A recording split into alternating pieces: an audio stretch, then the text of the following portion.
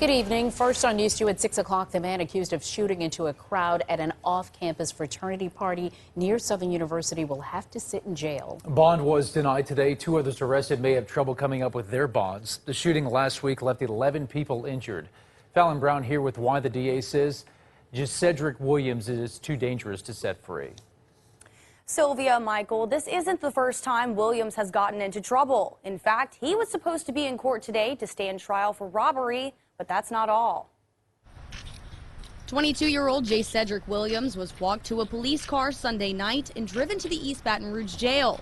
That's where he'll stay for now. The court has now placed a hold on this one particular defendant, and those matters are being reassigned until February. That's the decision a judge made Monday afternoon. The reason being the suspect's criminal history. He had a bench warrant outstanding for not coming to court on a domestic violence case, and he had an attempt armed robbery scheduled for court today for trial. In fact, that's one that we needed to bring to the court's attention, and the courts here did the right thing and ordered that he be held.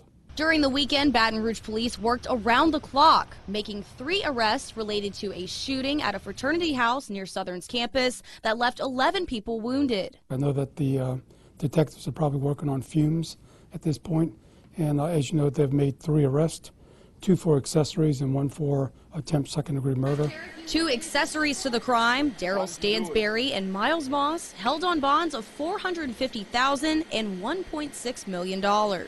Investigators believe Williams pulled the trigger. Despite a bond of more than $1 million on the attempted murder charges, he won't have the opportunity to walk free. It's my understanding that after our request today to hold the alleged shooter, both judges have revoked their bond. East Baton Rouge Parish District Attorney Hiller Moore said he's trying to crack down on violent criminals getting into trouble while out on bond, which was the case with Williams. You have to balance the liberty of a defendant, but we also have to consider the liberty of the public, because the public's liberty is at risk when you let someone go that should remain in jail that poses a threat. And while the investigation will take some time, police are still looking for additional information and possibly more suspects. Right now, the investigation of the Southern shooting is really in the early stages. A lot more work to be done.